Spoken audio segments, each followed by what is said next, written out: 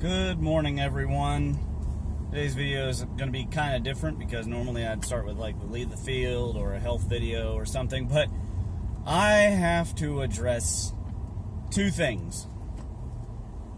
The first is the news out of Venezuela. Maduro is admitting finally that socialism has failed Venezuela.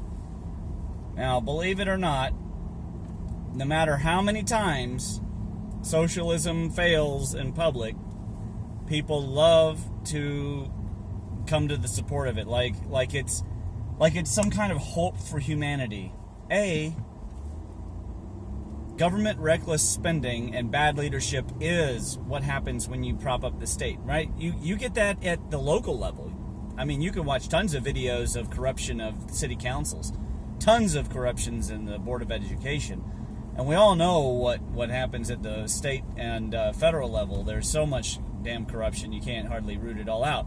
And now you want to give an injection, like a steroidal level of power to the government to nationalize everything, and you're going to expect it's going to work better, a system that requires months to get. I mean, it took, like one time when I was at the NSA, it took like a month to get a login to at one of the departments I worked in.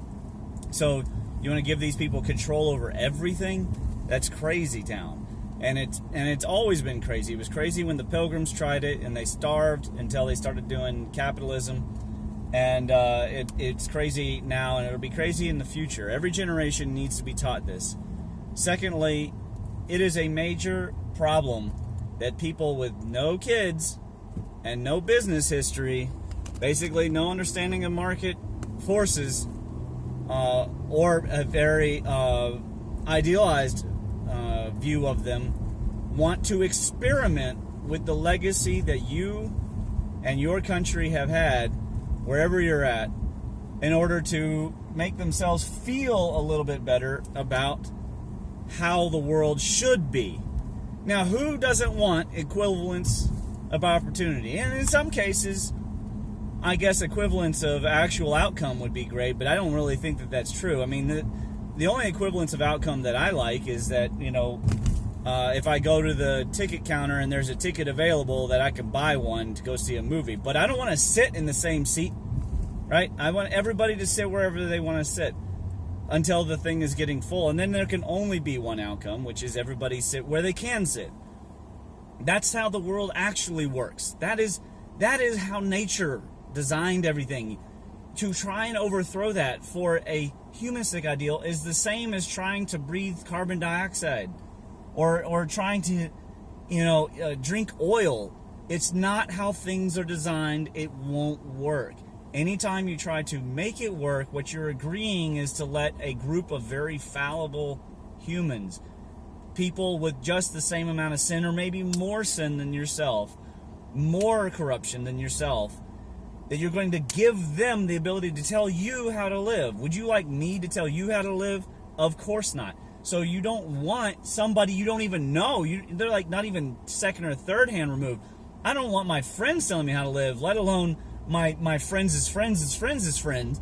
I don't want these people that have nothing to do with me to have power over my life without me to have any say in what they're doing. That's the entire point of a republic. And the entire point of local democratics. Right? So the fallacy here is that it's never been tried before. It's false. It has been tried before. In Venezuela, yes, did the banks punish Venezuela? Absolutely, the banks punish Venezuela. Of course. That's why globalism is also bad. Globalism is not capitalism. Repeat after me. Globalism is not a free market. Globalism is it's actually fascism. It's corporatism that is mixed with government. So it is not free market capitalism. I don't know how else to explain this. That is not what we are advocating. Now, the fallacy that bothers me is that when people say that if you don't support one thing, you must support the opposite, or what I would call the false equivalent, or the false complement. No, that's not how logic works, okay? If you don't support one thing, it doesn't mean you automatically support something else, right? So I had somebody literally post on my Facebook today that if I didn't support global warming policy changes, that meant that I supported pollutant and contaminants. That's not how that works, right? I just made a 40-some minute video about the Age of Enlightenment where I list out green, viable alternatives for massive energy, more energy than we could ever need as a species, okay? More energy than we could ever need. But the logical fallacy of the dualist to say, well, if you're not a Democrat, then you're a Republican, right? That's not true. That's not how that works, and it's never going to be how it works.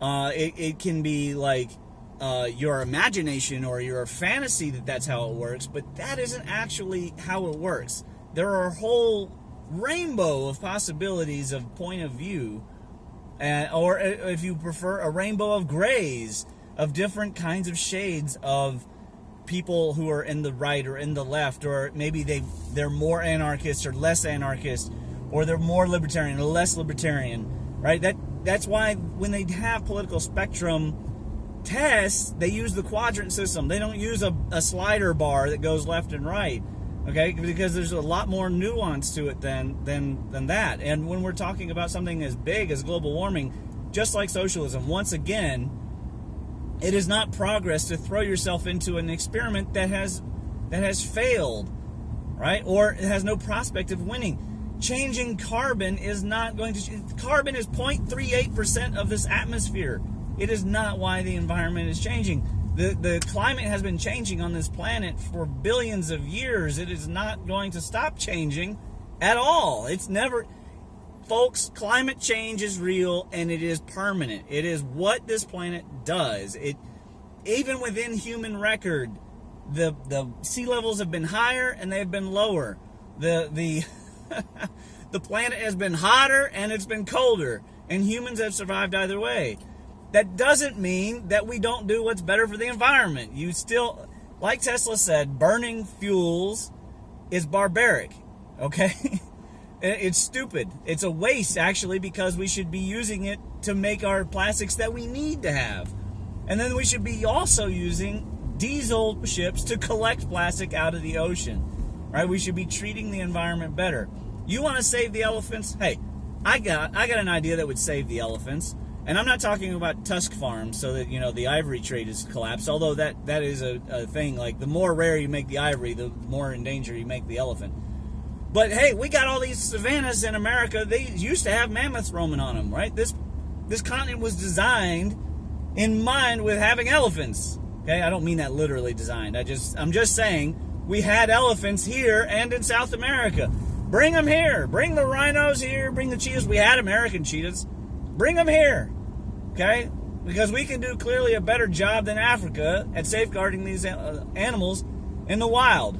Right? We have the systems in place to actually do this and to do it right. I can't help it if there's some rich boob who goes and shoots Cecil the lion. I don't have any power over that. You don't have any power over that. We don't have any power over that. Why? Because rich people are going to rich. That's just what they do. But to then say like, oh, well, because you don't support national socialism of the government, that you then want all the endangered animals to die. That's not an argument. That is, in essence, a false equivalency fallacy. It has no bearing in logic. So there's no if and then. You see what I'm saying? So again, to recap, socialism has been tried. It has failed. Why? Because of human nature. That's why socialism fails. On paper, maybe in like kind of a Kryptonian, if people were all like Spock or something, and they had no emotions and they had no desire to be different. But there are people who are different just to be different. They don't even know why they're being different.